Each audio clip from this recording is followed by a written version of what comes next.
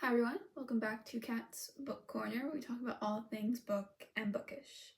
Today is the first part of my June wrap-up, and I only read 2 books over the 2 weeks, which was Deathly Hallows' 7th Harry Potter book, and Butcher and Blackbird by Brienne Weaver.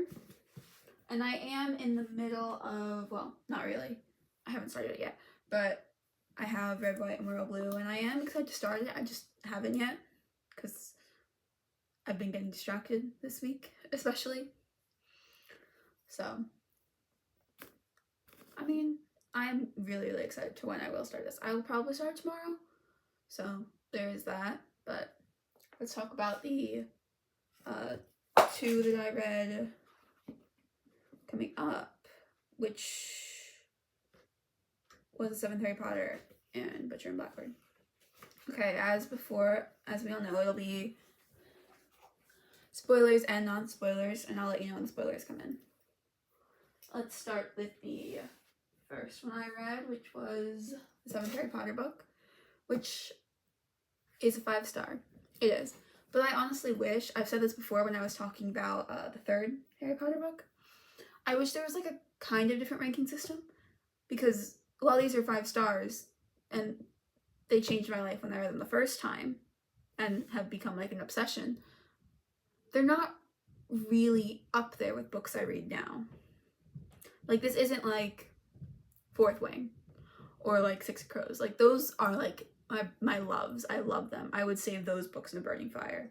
And as much as I love Harry Potter, I don't think I would save them in a burning fire, but they still are 5 stars because they still do, like, they still are a part of me. They still change my life every time I read them, and I always love finding the little Easter eggs that are in them.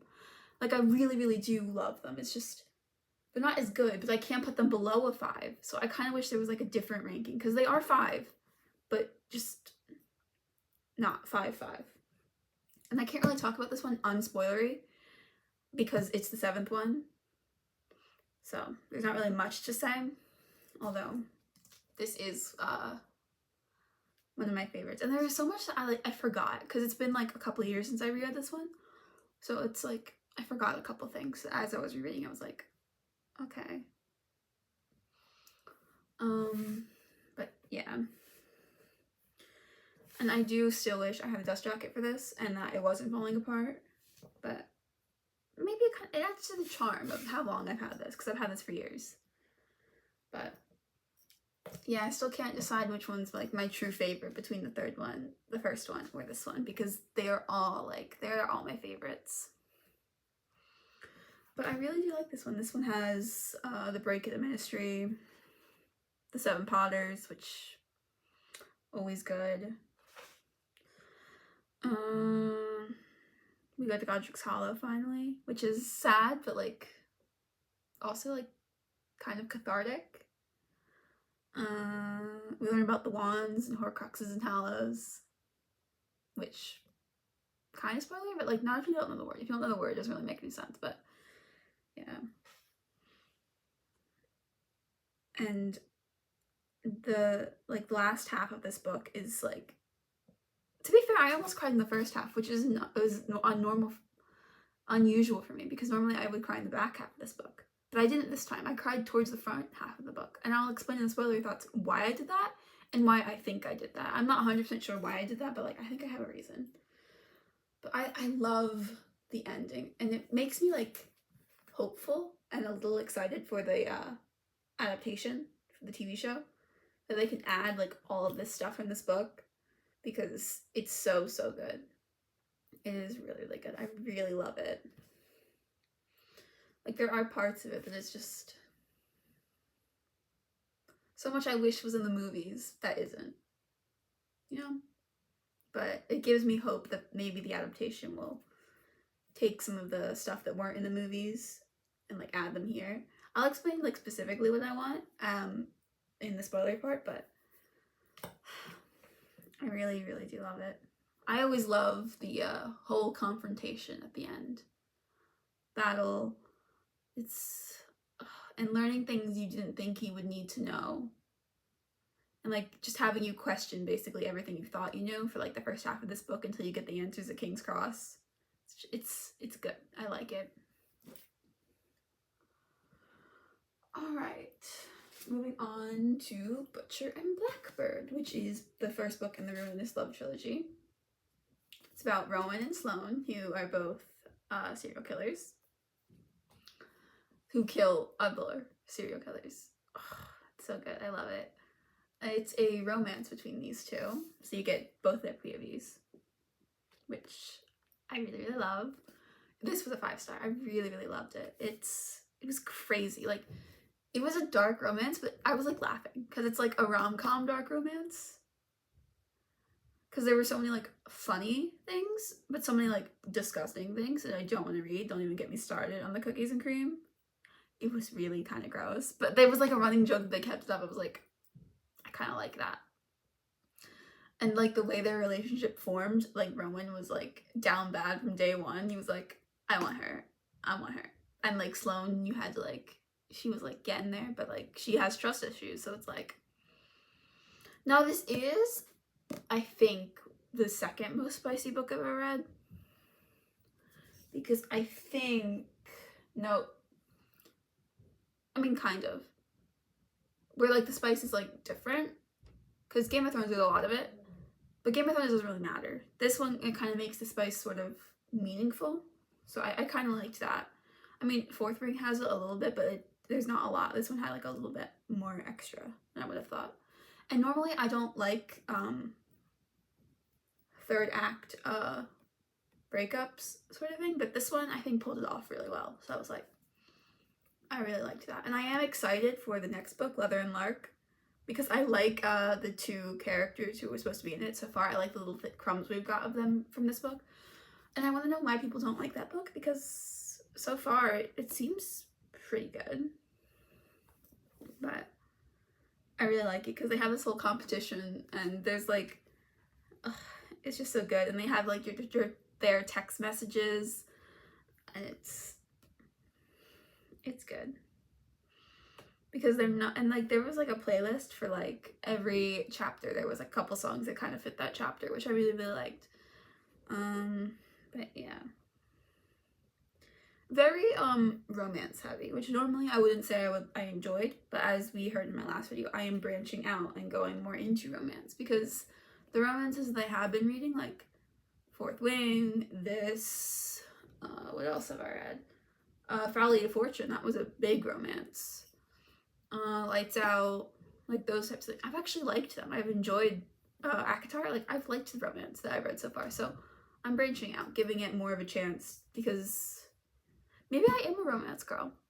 I just haven't really read many romances before this year, so it's like, let's see what I like. But I really liked the dark romance aspect. And I love how like they sort of like complete each other. Like one's a sloppy, the other one's like a you know, finesse. It was really cute. I really liked it. Oh, and of course there's like momentous trigger warnings that, well, everyone should like read before they read the book, just like in case like it's not gonna vibe with you, which to be fair, I could get why some people wouldn't like this book because of all the trigger warnings and stuff. But like the first sentence is like so funny. Like it is, being a serial killer who kills serial killers is a great hobby until you found yourself locked in a cage for 3 days with a dead body in Louisiana summer with no air conditioning. Like it's just like you get this like the sense of what it is like almost immediately. I was like in it like from the first chapter. I finished this maybe 2 days because I started this like at the end of, I want to say it was a Tuesday, maybe a Thursday. I started like at the end of that day and finished it like on either that Wednesday or that Friday. But I really, really loved it. It made me tear up a bit, which I didn't really think I would. But there's like some of it that was like, because it dealt with like some trauma stuff, and like trauma stuff always kind of makes me cry a little bit, but it had like, it felt real in a fictional way. It wasn't like, what was that book I was complaining about before? That it was, what was that book? Oh, I don't remember. Oh, One of Us Was Lying, where it was like, it was real. But this one, it's real, but like there's so much fantastical stuff, like serial killers, that like it doesn't really like matter, but it still has like those real things in it, which I liked. Alright.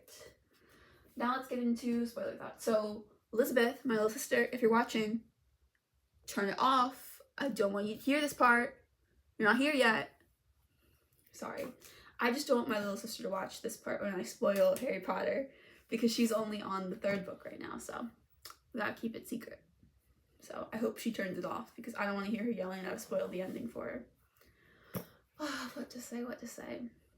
I love it. It starts off like right there, and I love the little like Dudley redemption, which it's not really a redemption. He just says he doesn't think Harry's a waste of space, which is like, oh, it's like kind of cute. And like there are parts of it that I dislike, of course, like there's always a little something. Like I don't like how all the Slytherins went away. I really don't, because I don't think an entire group of people can be entirely bad. I don't understand why all of them left. Like not one person could have stayed. Like I don't buy that. I do not buy that. One of them would have stayed. And I do wish we got a Draco redemption arc, because there's parts of it where you can see he doesn't want to do what he's doing. Like the first chapter where he sees the body floating on him, he's terrified. He does not want to be part of the Death Eaters. Like he is terrified. And you could tell it from last year when he was up on the balcony with Dumbledore. And then towards the middle where they bring Harry and the group to Malfoy Manor, he literally says, I don't know if that's Harry. I really don't know. And then he says, I don't know if that's Hermione Granger. When he very clearly, she looks like Hermione. Like, I could get him denying it was Harry because he had the stinging jinx on his face, so he didn't look like Harry. But he completely denied that it was Ron and Hermione. And the movies, like, kind of distorted something for me. I thought Ron was gone for half this book. He has gone for 3 chapters. Like, he leaves in... What's it called? What chapter does he leave in? He leaves in The Goblin's Revenge, I think. And he comes back in the Silver Doe. Which is, it's 4 chapters, but like, he's not gone very long. Which it made me, like, the movie made me think he was gone forever. I think it's because they split it into 2 when he's like not even gone for half of this. Okay, I want to talk about the part that I cried at. I cried during Creature's Tale when he's talking about Regulus. I think I know why I cried, because Regulus is like, he's such a tragic character, because he joined the Death Eaters because he thought that's what his parents wanted, and once he like figured everything out, he was like, I don't want to be part of this, and he sacrificed himself in order to try and stop Voldemort. Oh, and it breaks Creature. And at the end, he's running into the battle saying, for Master Regulus, and I'm like, why couldn't that be in the movies? Because it's so cute that all the house elves are running in. Ugh. And all the centaurs come in as soon as Harry like dies. They come in and it's like, we're here now that the prophecy is over. And Neville just like sword. I love Neville. That's one part of the movie got right with Neville. Oh, I really loved it. But like I cried during tell about Regulus, which I think it's because I've become more of a Marauders fan over the course of my Harry Potter journey. I wasn't really a Marauders fan before, but I'm very much a Marauders fan now. So maybe it's because like I empathize a lot with Sirius, so it's like maybe that's why I like felt more attached to this time around. And I love it when Percy comes back. Like I know most people don't like Percy because of what he does in 4, 5, and 6. But I loved like Percy's little redemption arc. Like coming back to be like, it's been coming on for a while, I want to fight with my family. And then what happens with Fred is just, I hate it so much. And then with Lupin and Tonks, and they leave Teddy, it's just like, I can't. But one of the things I caught this time around, which I didn't catch before, is when he has the resurrection stone in his hand. And he's going to walk to his death. He sees his mom, his dad, Sirius, Lupin. And he sees that Lupin and Sirius look younger than he's ever seen them. Meaning they probably look how they looked at James and Lily's wedding. Which I always like draw the connection, like because the Marauders died the day that James and Lily died. Because Lupin lost the only people who ever cared about him that day. James and Lily, and then Sirius went to Azkaban. Like, that's why they look younger, because they're finally all together again, which means they, like, because they all died that day, basically. So it's like, this is what they would look like when they are resurrected. It's just like, oh, it's... And the Grindelwald stuff. Got to say, I'm very interested in Grindelwald, and I wish they kind of stuck the landing on Fantastic Beasts. They didn't. But, it's so good. I really, really love it. Hermione and Ron, finally, is it's so deserved. I really, really love it. And then Harry and Ginny are finally together for a while. And I do not agree with him naming his child Albus Severus after the two people who, like, Snape hates Harry. He only protected him because of Lily. Like, that was it. Because he had an obsession with Lily. That's the only reason he protected him. Still boggles my brain that people forgive Snape. Like, I don't forgive James for what he did to Snape. What he did to Snape was awful. But he also never had the chance to fully grow and realize what he did was awful because he was killed at 21. Snape had a life. He had a chance to grow. But he didn't. He bullied children. So, no. We're not a fan of Snape here. And also naming your kid after Dumbledore. When he raised you like a pig for slaughter, absolutely not. Those are my two least favorite characters, Snape and Dumbledore. I hate them. So it's, you know. I also love learning about the Hallows with Xenophilius. I think it's so interesting. And, like, Harry just knowing Voldemort. Like, he knows Voldemort. And the other two were like, yeah, I don't think he would hide him at Hogwarts. But Harry knows. So it's like, yeah, he would. Because they're so, like, similar, but, like, they go off in completely different directions. Harry saves the world. Voldemort is wanting to destroy it. But they're also so similar because Hogwarts is their home. It's like, I love the comparisons you can draw between them. But I really do love it. It's just, I have problems with it, and I have things that I like to think more than what happened here. So. Now on to Butcher and Blackbird. It starts with Rowan finding Sloane, like, locked up in, like, a cage where she was just killing someone. And, like, he is immediately, like, enthralled. He's like, she's the Orb Weaver. I'm such a big fan. It's so cute, honestly, how down bad he is for her. It's honestly, like, really adorable. And they both got trauma. Like, Rowan has daddy issues and brother issues. Although he loves his brother so fiercely. It's amazing. And Sloane has got, like, attachment issues and, like, if she's worthy of love issues. And it's like, oh, girl.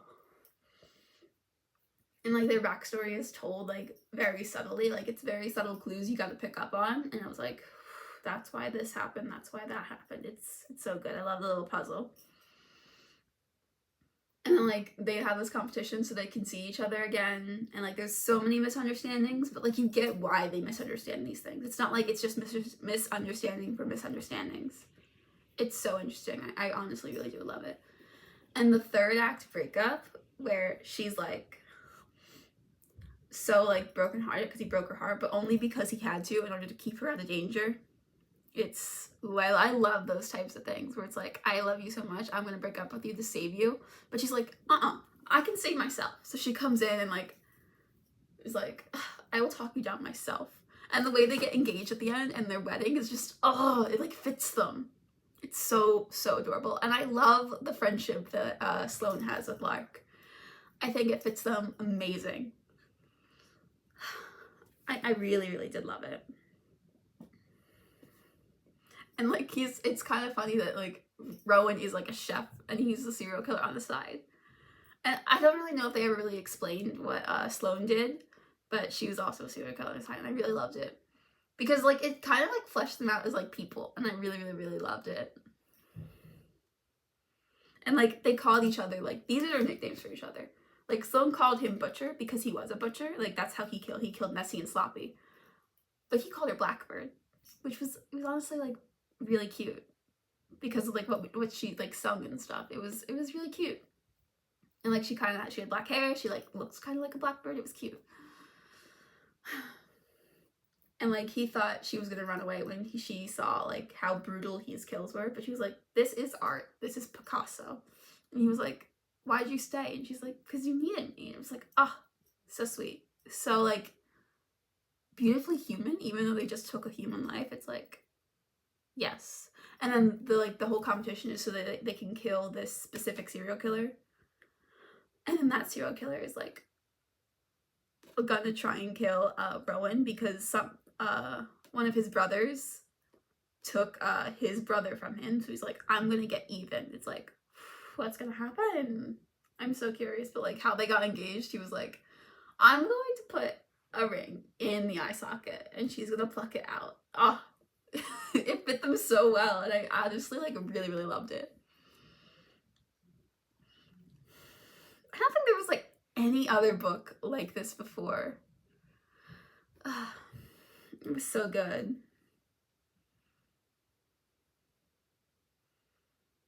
I really loved it. I am really excited for Leather and Lark because from what I've got of those two, they seem pretty great. So I am excited. I don't know why people don't like it, but I want to see.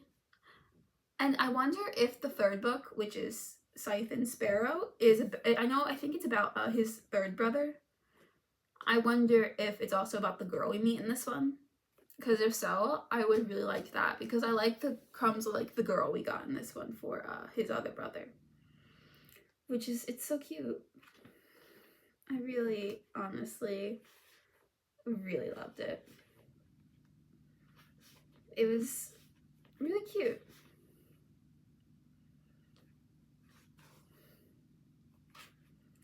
But I am like honestly like excited to see where like the rest of the story goes, because they're not gonna like, they left us on a cliffhanger with the Phantom, because he wants to do something, and he's like stalking them out, like they stalk their other people, so it's like he's just as smart as them, so we gotta like see what's gonna happen. But otherwise I am really, really excited. And I love the banter. The banter is so like adorable and cute, and it's violent, but it fits them. And I'm like, I shouldn't be enjoying this as much as I have, because it's like, it's so dark, but it's also so funny. And I loved the like dichotomy of how like different both parts were. Like we got some seriousness and like the killing stuff, and it's dark and messy. But we also got the really funny jokes and banter and like relationships and sweetness that came from it. I'm like, how can both be true?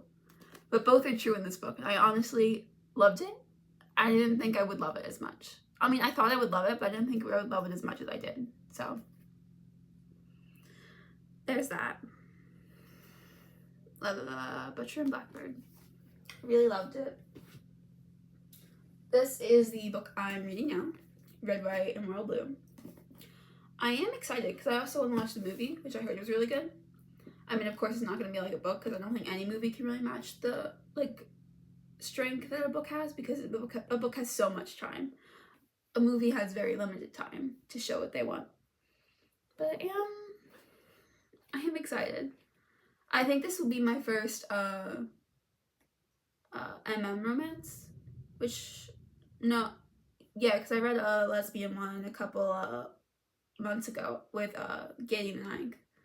I enjoyed the romance in that. I didn't really like the plot as much, but this is romance, very romance heavy. I think that's the entire plot, which is like, I've been liking romance so far, so like let's give it a great shot. So I am really excited for this. About the first son and a Prince of England. I'm like, tell me more. So I'm probably gonna start this within like the next couple days or so. But I don't know. And I have been trying to figure out how a reading vlog would work when I finally do read Iron Flame and Onyx Storm. I think I know how I would do it, so hold your breath. Maybe there might be a reading vlog, so I really hope so, but I don't know. Well, if you like this, please like, comment, and subscribe. Bye, everyone.